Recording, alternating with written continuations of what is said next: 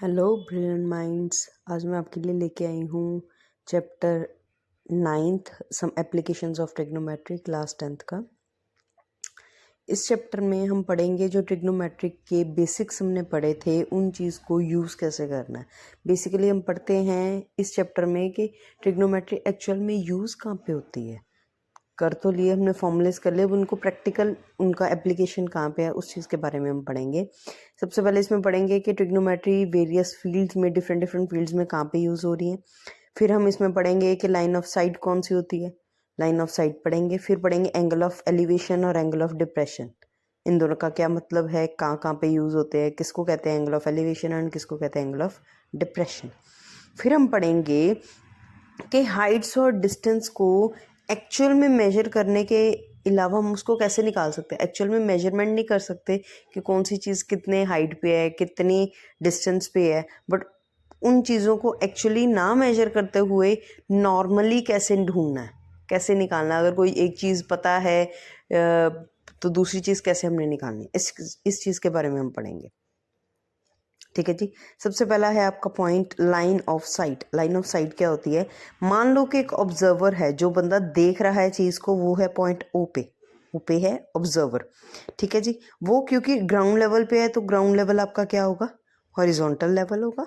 ठीक है जी। वो एक पॉइंट पी को देख रहा है या फिर कह लो किसी ऑब्जेक्ट पी को देख रहा है, तो उस लाइन को हम क्या कहेंगे? लाइन ऑफ साइट है। वो हमेशा हॉरिजॉन्टल लाइन के हॉरिजॉन्टल लेवल के साथ ऊपर बनेगी। ठीक है जी। वो ऑब्जर्वर की जो आई है यहाँ से ऊपर को शिफ्ट हो रही है, ऊपर ऑब्जेक्ट है टॉप पे। ठीक है जी। इस चीज़ को पता लग गया आपको कि लाइन ऑफ साइट होती क्या है। अब नेक्स्ट आ रहा है आपका angle of elevation. Angle of elevation जो टर्म इसमें यूज़ होनी वो होती क्या है? एंगल ऑफ एलिवेशन एक पॉइंट जिसको हम देख रहे हैं, मान लो ऑब्जर्वर है आपका ओ पे और point P that is object जो पी पे है या पी पे खड़ा हुआ है या पहुंचा हुआ है, उस चीज़ की तरफ हम देख रहे हैं।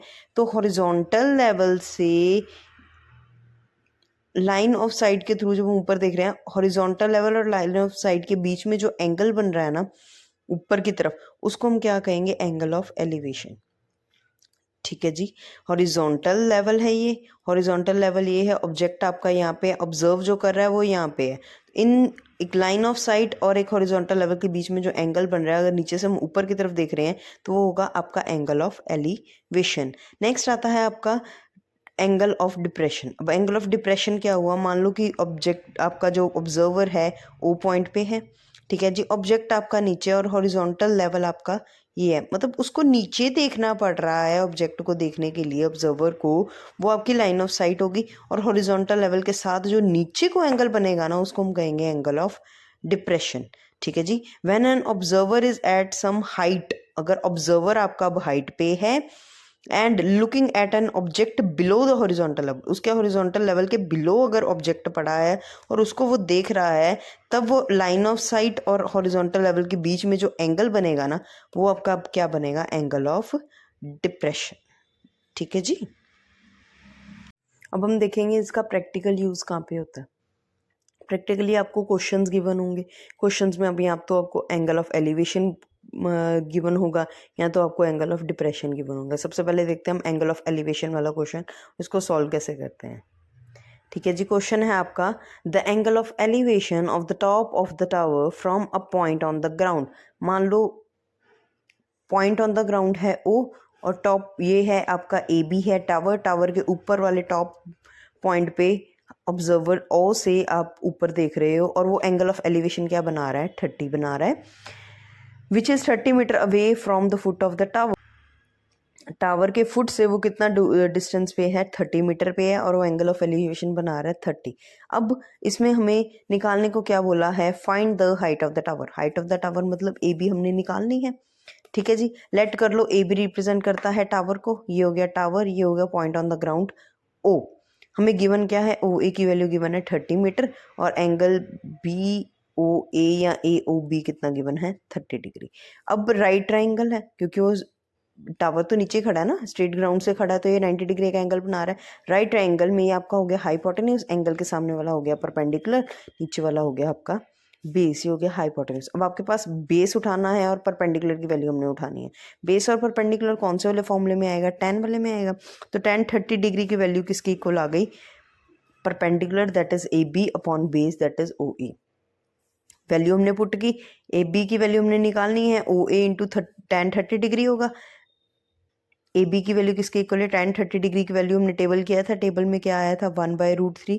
अगर टेबल आपको नहीं याद, मैंने इसकी भी वीडियो अपलोड की है और उसके बेसिक्स आप ट्रिग्नोमेट्री के बेसिक्स वहाँ से जाके देख सकते हो और वहाँ से याद कर सकते हो। इजी वे है याद करने का।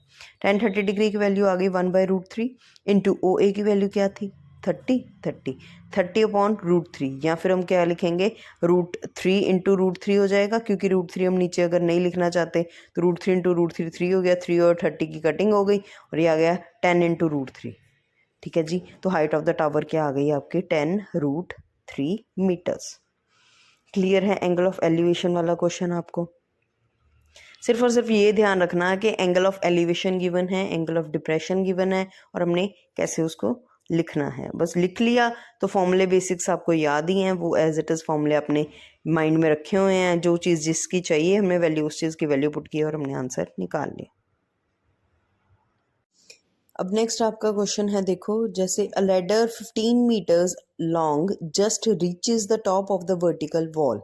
एक वर्टिकल वॉल है, ठीक है जी। लैडर जो कि 15 मीटर लॉन्ग है, ये लैडर होगी 15 मीटर लॉन्ग, वो जस्ट एक वॉल पे रीच करती है। If the ladder makes an angle of 60 degree, अगर लैडर जो है वो 60 डिग्री का एंगल बना रही है विद द वॉल। अब वॉल के साथ लैडर कितना एंगल बना रही है? 60 degree. Find the height of the wall, हमने ए बी की वैल्यू निकालनी है, हाइट ऑफ द वॉल निकालनी है। सेम ए बी क्या है? हमारा वॉल है, लेट कर लिया, और ओ बी हमारा क्या है? लैडर है। तो ओ बी की वैल्यू क्या गिवन है? 15 मीटर हमें गिवन है और एंगल ये कितना गिवन है? A b o 60 degree. तो अगेन ये क्या है? वॉल बिल्कुल स्ट्रेट खड़ी होएगी, वर्टिकली स्ट्रेट है, तो ये क्या होएगा? आपका परपेंडिकुलर 90 डिग्री का एंगल बनाएगा। ठीक है जी। वॉल ने 90 डिग्री का एंगल बनाया, ये राइट ट्राइंगल हो गई। राइट ट्राइंगल में अब आपके पास वैल्यू आपने निकालनी है, एंगल के ऑपोजिट हो गया परपेंडिकुलर, ये हो गया आपका बेस, ये हो गया परपेंडिकुलर, ये हो गया हाइपोटेन्यूज। और we have to find the value of b, base की वैल्यू निकालनी है। एंगल के साथ वाला बेस हो गया ना, सामने वाला परपेंडिकुलर हो गया, तो बेस की वैल्यू निकालनी, बेस और हाइपोटेन्यूज।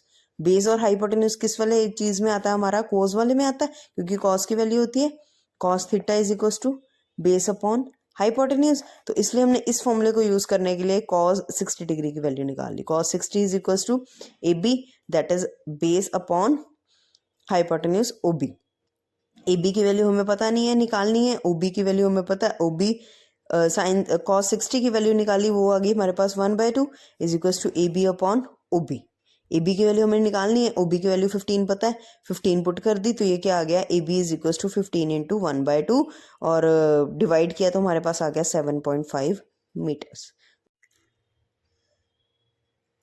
और कोई भी इस चैप्टर में प्रॉब्लम आपको आ रही है तो प्लीज़ मेरे को कमेंट में ज़रूर बताना, और फर्दर भी किसी चैप्टर में या किसी टॉपिक में आपको प्रॉब्लम आ रही है, मेरे को कमेंट में बताना, मैं उसका सोल्यूशन आपको प्रोवाइड कर दूंगी। प्लीज़ इस चैनल को सब्सक्राइब ज़रूर करना। Thank you.